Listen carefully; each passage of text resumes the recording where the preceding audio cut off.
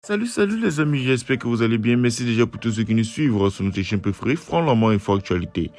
Aujourd'hui, c'est un note d'une nouvelle information, notamment du côté du Mali. Ghislaine Dupont est abattu de 3 balles de face et de Claudel Verlon de 7 balles dans le dos.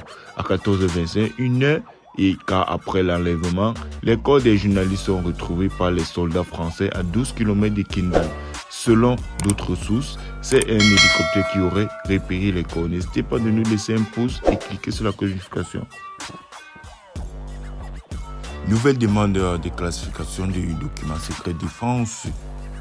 Analyse téléphonique. 9 ans après l'enlèvement de l'assassinat de nos collègues Ghislaine Dupont, Claude Verlon à Kindal, nord du Mali, par des djihadistes d'Aïe Al-Qaïda. Au Maghreb islamique, le pont sur les derniers avances de l'enquête. L'essentiel du travail des enquêteurs s'est concentré ces 12 derniers mois sur l'analyse des relevés téléphoniques et des protagonistes du drame, et notamment des puces retrouvées dans les véhicules abandonnés par les ravisseurs. Les fadettes de l'opérateur Malitel, obtenues des hautes luttes il y a un peu plus d'un an, sont venus compléter celles d'Orange Mali déjà versées au dossier de l'analyse des experts de la Direction générale de la sécurité intérieure.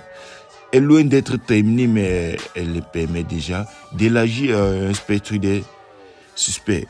Il faut rester évidemment très prudent, mais de nouvelles personnes apparaissent et expliquent Daniel Gaud, la présidente de l'association des amis de Ghislaine Dupont, de Claudel Verlon, partie civile dans le dossier.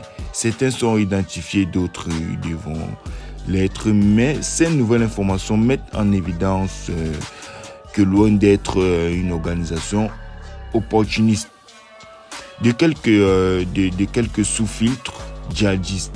Il s'agit en fait probablement d'un vaste réseau qui prémédite et organise avec minutie le rat de Ghislaine et de Claudel qui ont été suivis dès leur arrivée à Kindal et tous ces jours qui ont précédé leur événement.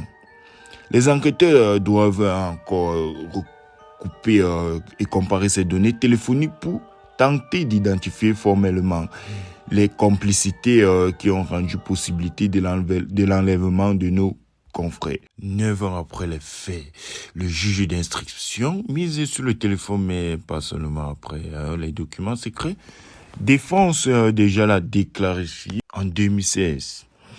Et en 2017, mais de manière très partielle, Jean-Marc Ibo demande la déclarification de nouvelles pièces.